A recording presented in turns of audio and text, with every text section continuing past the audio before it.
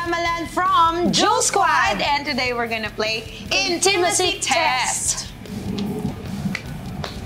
Wow, unahan talaga. Parang ano to Unahan. Tayo sa medyo gitna. pwede pala sa gitna. Oo, ano ka ba kanina sinasabi sa'yo? Hindi ka nakikita.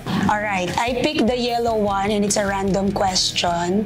So para sa iyo to, partner. Okay. Tell me about a goal or personal dream you have that you've never shared with me. Walang eh. Ano ba yung mga goal mo na, no?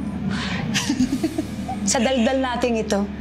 Lahat na napagkwentuhan natin. Ano bang goal? Hindi, maling mo, may secret ka. Ano yun? Naisip ako. Ako yung nakaisip.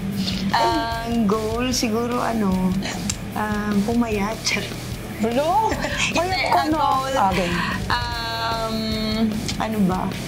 Siguro yun sa sa pagluluto siguro. Pero parang na-mention ko na kasi, na-mention ko na yata sa lahat eh. Pero mas,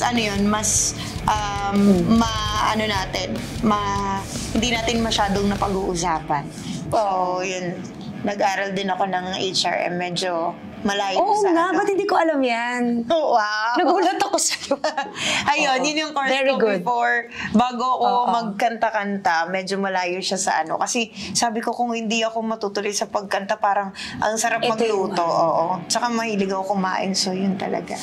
Okay. Yes. Okay, Ikaw naman. so ako naman, I pick green. The green one. This is about life. Questions about life. Are you ready? Sinadya The mo. question is, how do you like to be comforted when you feel down? Kilala mo na ako eh. Siguro di ba, bonding. Tapos, kahit coffee. Ang tagal natin nag-uusap pag nagko-coffee, as in, we can talk everything under the sun. Wow! Diba? Hindi mo pwedeng under the roof. So from there, nakakapag-open up ako sa'yo.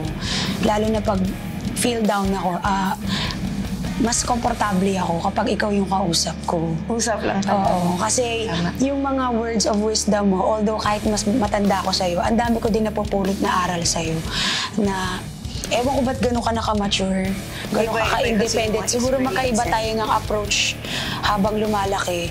Kaya minsan yung mga advices mo sa akin, akala mo lang hindi ko siya tinitake, pero na-apply ko siya sa sarili ko. Yun! Again, we are Mamaland from Jewel Squad. Thank you for watching.